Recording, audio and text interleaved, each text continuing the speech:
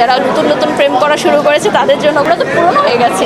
কখনোই মনে করি না যে আমি একজন সেলিব্রিটি। এই লাইফটা পাওয়ার জন্য আমরা অনেক বছর স্ট্রাগল করেছি। আমাদের দিন নাই রাত নাই, কোনো ছুটি নাই, কাজের কোনো ঠিক ঠিকানা নাই। তো এবছর আপাতত আমার বইমেলায় কোনো বই আসছে না।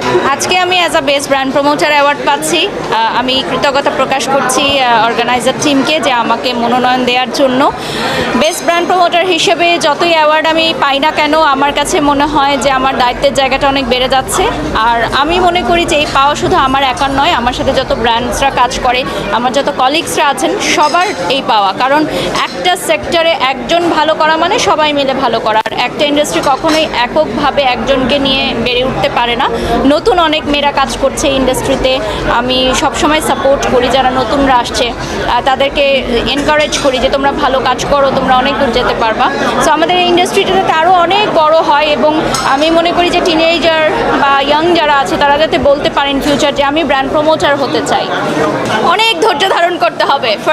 ফার্স্ট অফ অল অনেক ধৈর্য ধারণ করতে হবে, অনেক ঠান্ডা মনের হতে হবে এবং ডেফিনেটলি অনেক বেশি পরিশ্রম করতে হবে। কারণ আমাদের দিন নাই রাত নাই, কোনো ছুটি নাই, কাজের কোনো ঠিক ঠিকানা নাই।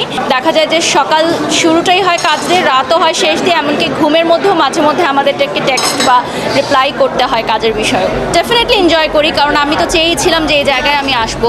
এই দিনের জন্য অনেক বছর আমি অপেক্ষা করেছিলাম।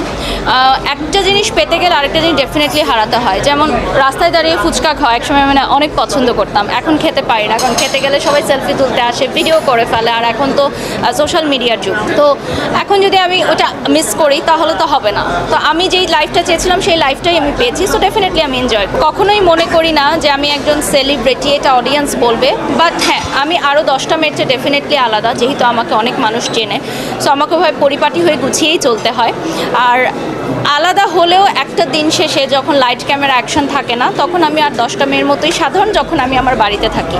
আসলে ডিফারেন্সটা এটাই যে আমরা ক্যামেরার সামনে কাজ করি, সো আমাদের প্রত্যেকটা জিনিসেই অনেক বেশি আমাদেরকে মানে মনোযোগী থাকতে হয়, যে কোনো ভুলের কোনো মাপ নেই।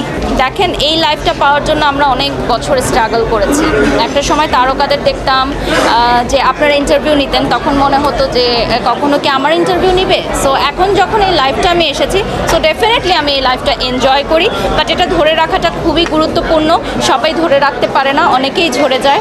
তো আমি সবসময় চেষ্টা করি যে অর্জনের চেয়ে মানে এটা রক্ষা করাটা অনেক গুরুত্বপূর্ণ, এবং সেটাই আমি চেষ্টা করছি। গত বছর তো অনেক ব্যস্ততার মাঝেও আমি সময় পেয়ে লিখেছিলাম, বাট লিখতে গেলে আসলে অনেক সময় দিতে হয়। আর আমার কাছে মনে হয় এই বছর একদমই আমি সময় পাইনি।